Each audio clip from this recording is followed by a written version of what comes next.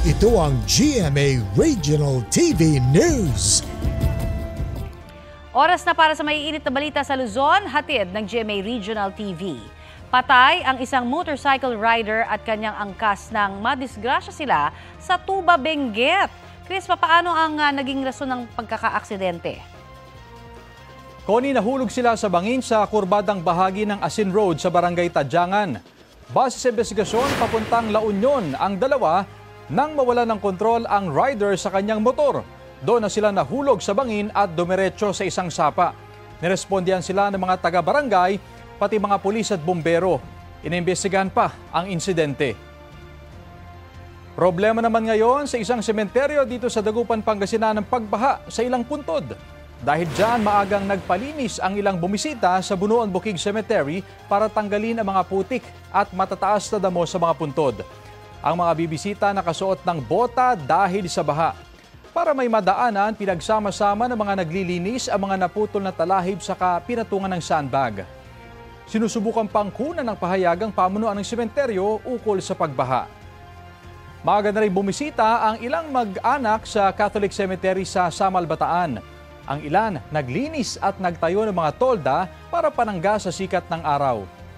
Puspusan na rin ang pagsasaayos at paglilinis sa mga puntod sa Cabanatuan City Public Cemetery sa Nueva Ecija.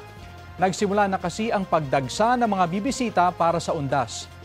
Mahigpit din ang pagbabantay ng mga otoridad sa labas ng sementeryo. Naglagay rin ng water truck sa harap ng sementeryo para sa libreng tubig mula sa lokal na pamahalaan. Ito ang GMA Regional TV News.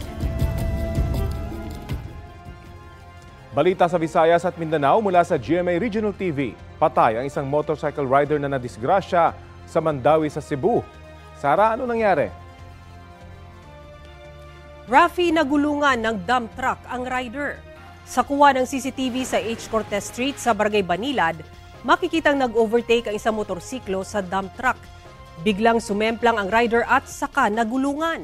Ayon sa barangay, self-accident ang nangyari. Hindi na sila nagbigay ng iba pang detalye bilang respeto sa pamilya ng biktima.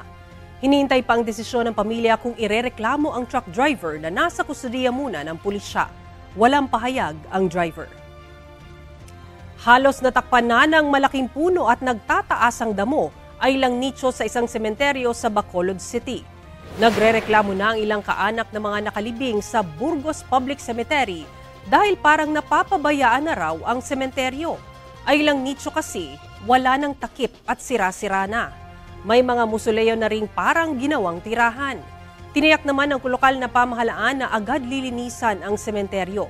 Nagtulong-tulong naman ang ilang grupo sa paglilinis sa public cemetery sa Batu-Batu Panglimasugal sa Tawi-Tawi.